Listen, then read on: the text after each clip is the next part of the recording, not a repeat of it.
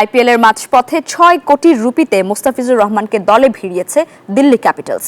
সামাজিক যোগাযোগ মাধ্যমে দিল্লি ক্যাপিটালস জানিয়েছে বাংলাদেশি এই পেসারকে দলে নিয়েছে তারা।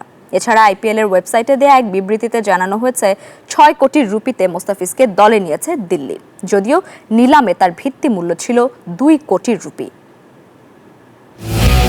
পাক ভারত অস্থিরতায় গেল ৯ মে হঠাৎ স্থগিত আইপিএল।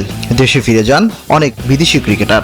তবে যুদ্ধবিরতির পর আর্থিক ক্ষতি এড়াতে আবারও মাঠে গড়াতে যাচ্ছে রোমাঞ্চকর এই আসর, কিন্তু ফিরতে চাচ্ছেন না বেশিরভাগ বিদেশি ক্রিকেটার। এমন বাস্তবতায় ব্যক্তিগত কারণে অস্ট্রেলিয়ান তরুণ জেক ফ্রেজার দেশে ফিরে যাওয়ায় এবার কপাল খুলল বাংলাদেশি পেসার মুস্তাফিজুর রহমানের। বান্ডেল থাকলে প্রতি সেনমানিতে টাকা বাঁচবে। বিকাশ সেনমানি বান্ডেল কিনে জিতুন প্রতি লেনদেনে।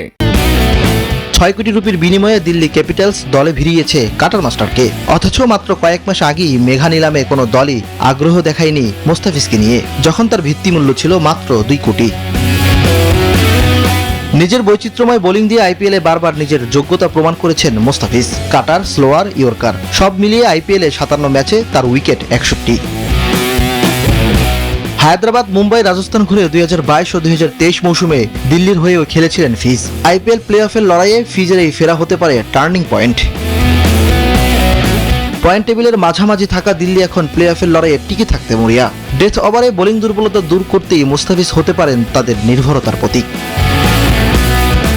ইমরান হোসেন, নিউজ 24।